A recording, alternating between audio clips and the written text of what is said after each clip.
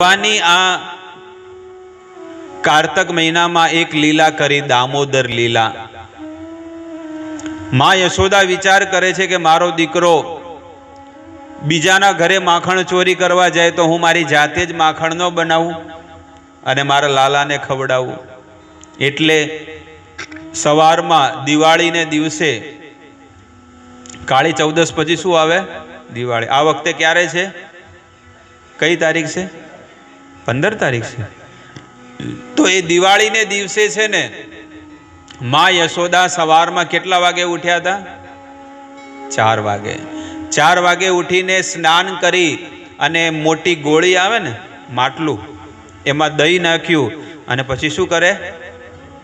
વલોવાનું, મંથન કરે છે. અને મંથન કરતા કરતા શું બોલે છે? ભગવાનનું નામ લે છે, ભગવાનનું કીર્તન કરે છે. ભગવાનનું કીર્તન કરતા કરતા કરતા માં યશોદા છે ને પોતાના કામ કરે છે. લેતા જઈએ હરિનું નામ ને કરતા જઈએ ઘરના કામ. પેલું કે છે ને ગુજરાતીમાં કે ભગવાનનું નામે લેતા જઈએ અને સાથે સાથે ઘરના કામ કરતા જઈએ. આવી રીતે જીવન જીવવાનું. એમનેમ તો આપણે લોકો કામ તો કરતા જ હોય, પણ સાથે સાથે ભગવાનનું નામ લેતા લેતા કરો તો કેટલું સારું થાય. એટલે પોતું મારતા હોય, ઝાડુ મારતા હોય, વાસણ ઘસતા હોય, છોકરાઓને રાખતા હોય કે પોતાના ધણીને, પોતાના પતિને ભોજનનું વિતરણ કરતા હોય, પ્રસાદ ભોજન આપતા હોય, તો કોઈ પણ કાર્ય કરતા સમયે આપણે ભગવાનનું નામ લેતા લેતા કરીએ તો.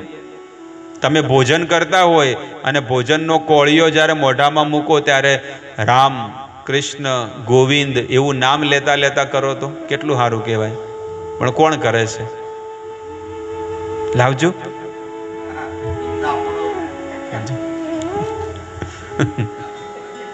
એવું. એટલે લોકોને કેવું હોય ખબર છે કે બસ પણ ભૂખ લાગે, પણ જ્યારે ભગવાનનું નામ એક લેતા લેતા એ કોળિયો મૂકો અને જ્યારે ચાવો અને પેટમાં જાય કેટલો આનંદ આવશે. એમનેમ ખાય અને ભગવાનનું નામ લેતા ખાય. એટલે હવેથી શું કરવાનું છે?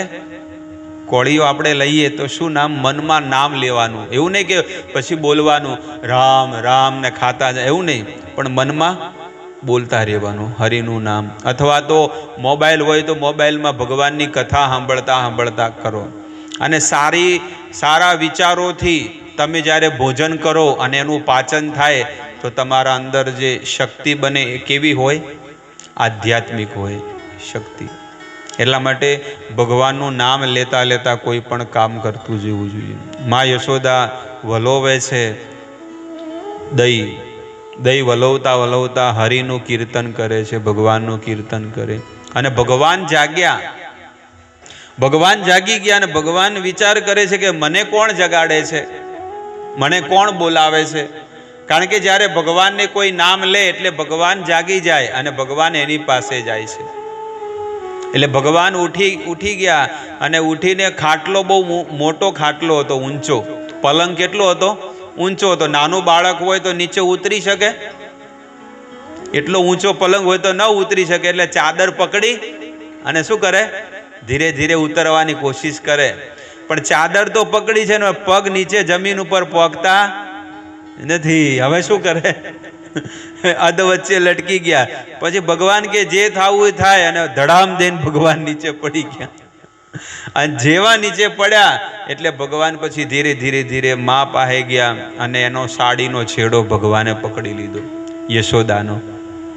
એ શેડો પકડી લીધો અને પછી કે મને ભૂખ લાગી છે, મને દૂધ પીવડાવો. ભગવાન કૃષ્ણ શું કહે છે કે મારે દૂધ પીવું છે, મને દૂધ પીવડાવો. ત્યારે માં શું કરે છે? પોતાનો બ્લાઉઝ ખોલી અને એને સ્તનપાન કરાવે છે. માં એને દૂધ પીવડાવે છે. અને ભગવાન અહીંયા સૂતેલા છે ખોળામાં. અમુક લોકો તમે જુઓ કે લોકો કામે કરતા હોય અને સાથે સાથે શું કરતા હોય? છોકરાને ધવડાવતા હોય અને સાથે સાથે શાક સમારતા હોય, લોટ બાંધતા હોય, નહીં કરતા? હા. તો આવી જ સ્થિતિ અહીંયા માં યશોદાની છે કે માં યશોદા છોકરાને એટલે કૃષ્ણને દૂધ પીવડાવે છે અને બીજું કામ શું કરે છે? વલોવાનું કામ કરે છે. ભલોવાનું કામ કરે.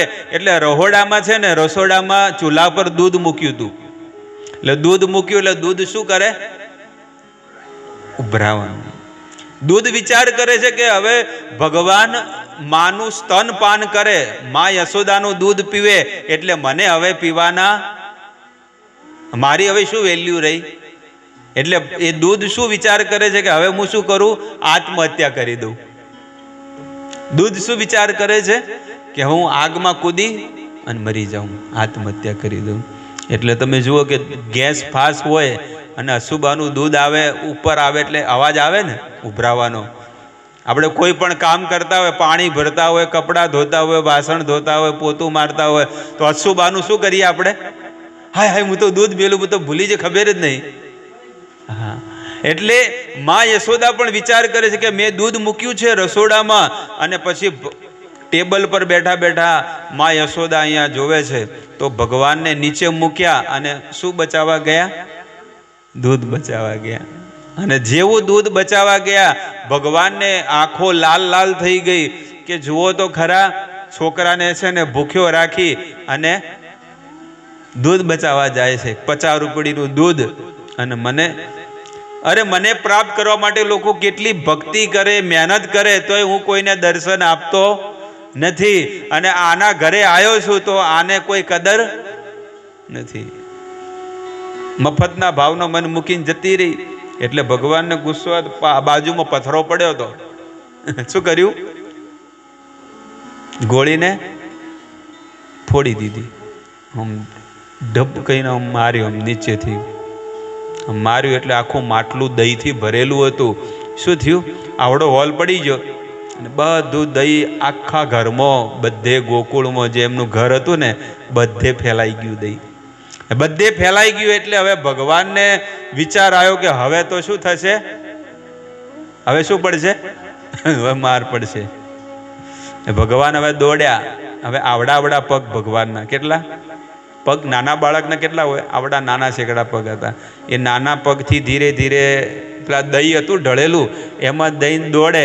એટલે એક પગ અહીંયા, એક પગ અહીંયા, આવડા નાના નાના પગથી. હવે કોઈક દહીંમાં ડૂબેલા પગ હોય ને પછી આમ ચાલવાની કોશિશ કરે તો પગલા તો પડે જ. એને પગલા પડતા પડતા પડતા અંદર અંધારો જે રૂમ હતો ને, એ રૂમમાં ગયા અને જે ખાંડણિયું હતું ને ઊંધું કરી અને ઉપર ચડી અને ઉપર જે માટલું લટકાયેલું હતું ને એમાંથી લઈ બીજું દહીં ખાવા માંડ્યા.